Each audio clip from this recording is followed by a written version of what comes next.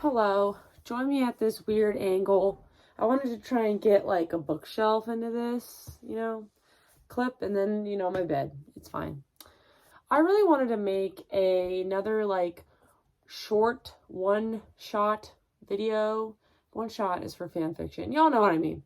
Because, I don't know, I felt like it and this idea seems fun. So I haven't even finished the video yet, but Meg with books, because every single thing I'm inspired by in life is now Meg with books, apparently.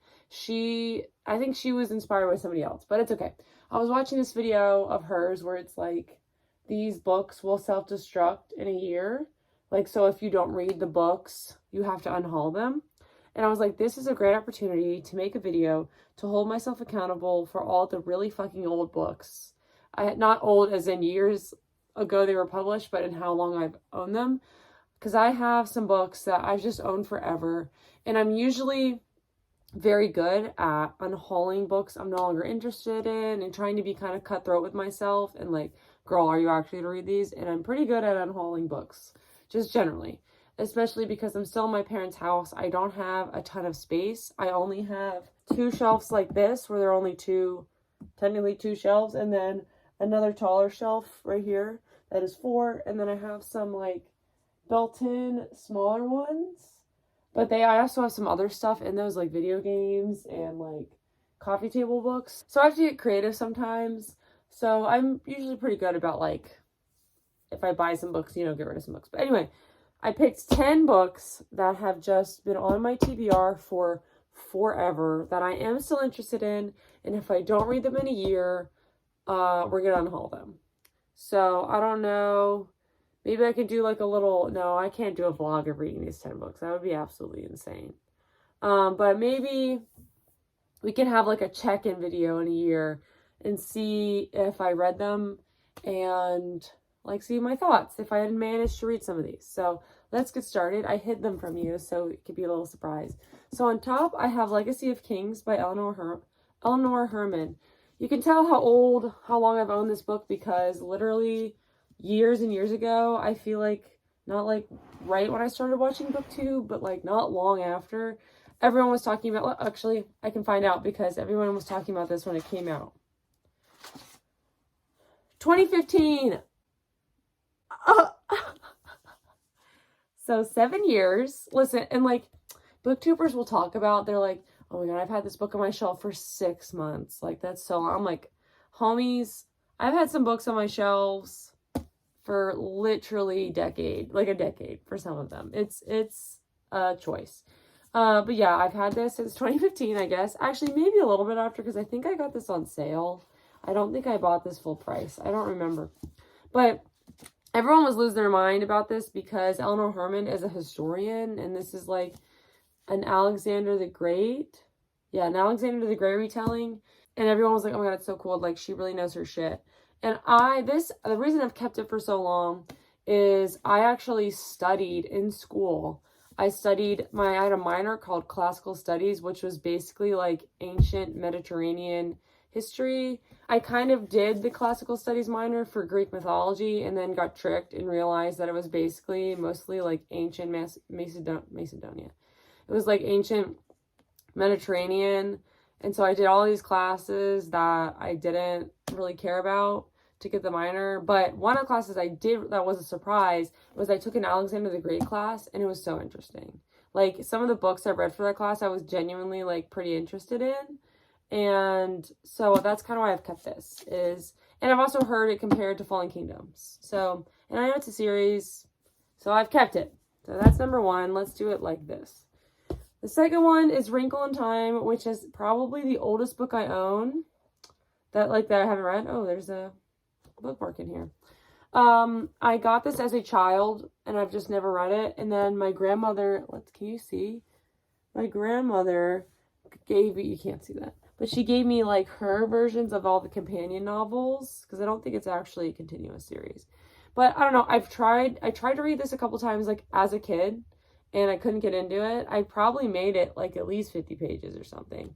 It was just a little too weird for me, and I have a feeling, I don't know, like the reason I've held on to this is because I have those copies my grandmother gave me, or else I would have probably gotten rid of this. So like, out of all of these, this one's the least likely to get unhauled just because of again, if I fail, this is like the one exception. If I fail the challenge, this one will probably stay just because I want to like keep it with the ones my grandmother gave me because, you know, sentimentality and stuff.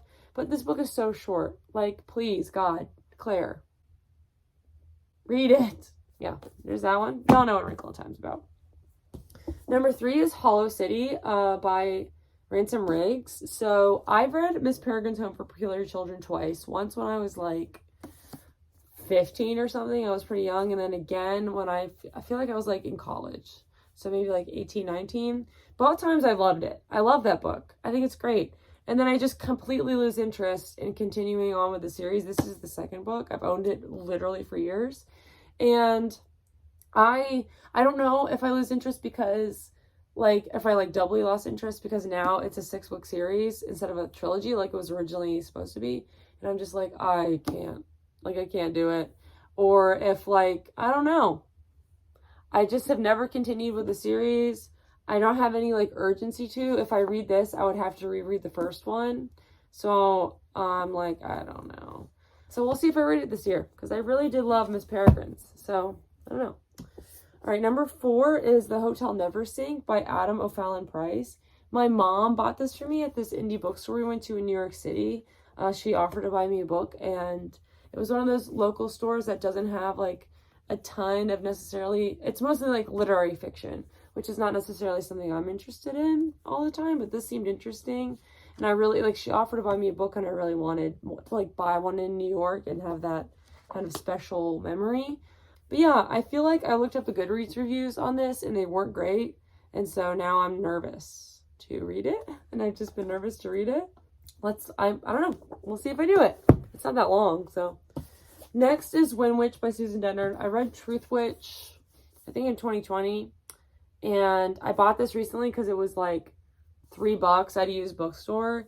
And I definitely want to continue with the series, but I just haven't yet. So this is my push to do so. I think out of all of them on the stack, this is probably the most likely to happen because I do feel some like urgency to continue with this series. Actually, let's put these two together. We'll talk about these together. I have these 2 Owl Crate books I got way back when, like when I was a freshman in college. It's literally embarrassing. The Hearts We Sold by Emily Lloyd-Jones and Foolish Hearts by Emma Mills. Definitely way more interested in Foolish Hearts, but I probably would have unhauled The Hearts We Sold, but I told myself I would at least try all of the Owl Crate books I got before, you know, getting rid of them. I have gotten rid of a few. I've read some and gotten rid of some that I didn't really like. There was one, it was called like Roseblood. It was supposed to be like a Phantom of the Opera retelling, and I started it and I did not like it. So I let myself get rid of that one because I tried it. But I have these 2. I have a feeling this one's going to be a success. I don't know about this one. This one just doesn't interest me, but I want to try it, you know? So let's do it. We have 3 left. One is Queen of the Tearling by Erica Johansson. Yeah. This is a pretty cool cover. I really like it. My grandmother bought this for me for Christmas ages ago. She was so cute. She literally asked like one of the ladies in Barnes & Noble like what good fantasy books were, and she bought me like 4 of them. It was so nice of her. But yeah, I mean, that's why I haven't unhauled it, because she bought it for me and I at least want to try it. And I have heard really good things about this series. So it just hadn't really like grabbed me when I first heard about it. But then when my grandma got it for me, I was like, okay, like I can give it a try. Just want to try it. I realized I haven't been saying like basically what any of these are about. Let me see. Okay. I know this is about, actually, I don't even remember. This is just about a woman becoming queen. Oh, this is about like a girl who makes a deal with a demon, which that part appeals to me, but I like it more when demons are like a supernatural presence in our world, and we like when demons aren't possessing people. Like I'm more like, this is a better way to phrase it. I like the demon fantasy situation, not necessarily the demon horror situation. But I don't know, maybe that'll be a surprise. This is like a high school rom-com, contemporary, and I think they're putting on a Shakespeare play. Truth Witch, I barely even remember. I'll have to look up like a plot summary, but witches and politics. What is this about? Okay, it looks like this is like a generational story about a family. Is it actually about a hotel? Yeah, okay. Family and hotel. Jewish family. Generational story. Oh, I forgot about all that. That does sound pretty good. Miss Peregrine's, I'm sure you know what Miss Peregrine's is about. All these little kids with powers and they're being protected. They're like, actually, I barely, like, I feel like I don't remember a lot of aspects. They're like in like a different time period or something. There was like a portal to get there. I feel like that sounds right. And then I did say what these were about. So, okay, we're back on track. Last two. The Name of the Star by Maureen Johnson. I've had literally forever. I've thought about getting rid of this so many times because the series is unfinished, I believe. It's about like Jack the Ripper and like solving murders. I feel like Maureen Johnson did what she actually wanted to do with this series, with the Truly Devious series. But yeah, I hung on to it. I don't know. Maybe this one will end up going because I don't know if I'm that interested anymore. But yeah, maybe try that one. The last one I owned forever is 20 Boy Summer by Sarah Oakler. Oh, Oakler? Which is about this girl who has a crush on her best friend's older brother, and then he dies. And I don't know what else. I've tried to read this one a couple times, and I haven't really gotten into it. But my mom read it and liked it. I remember that. And it's so short. Like, girl, I can do it. Anyway, these are the books that are going to blow up if I don't read them in a year. By blow up, I mean either donated or sold. So, yeah. We'll see if I can manage it. Wish me luck. Have a good night.